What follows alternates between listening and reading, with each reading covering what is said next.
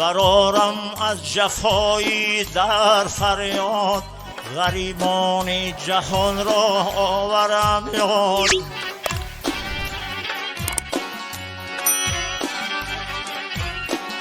برارم از جفایی در فریاد، غریبان جهان را آورم یاد.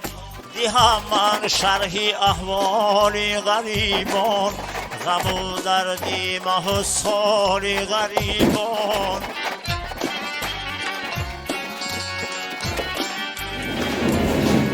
بود رودی غریبان چون شبی تار، و شب تا صبح نالان همچو بیمار.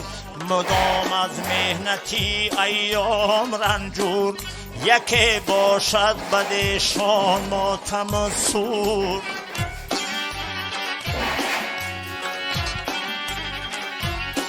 یکی باشد بدشان ماتم و سور.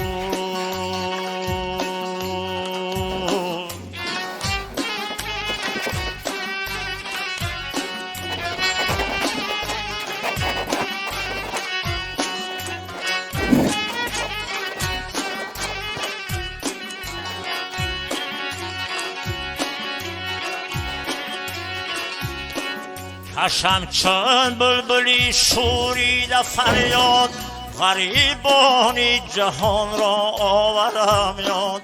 چنان آتش بر عالم برفروزم، دل و جان غریبان را بسوزم.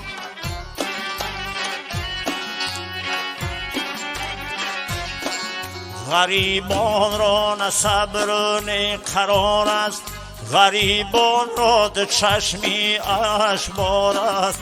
اسیری چشم گریان غریبان، کبابی شام هجران غریبان.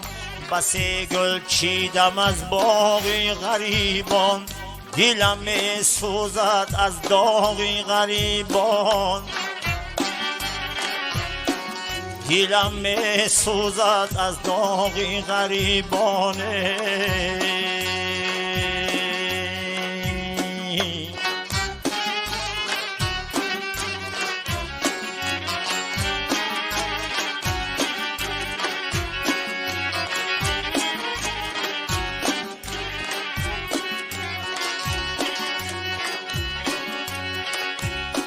شنودم من زی استادی سخنچین، حکایت کرد از ایامی پیشین. کی جمعی حاجیان احرام بستند، به یادی کعبه در محمل نشستند.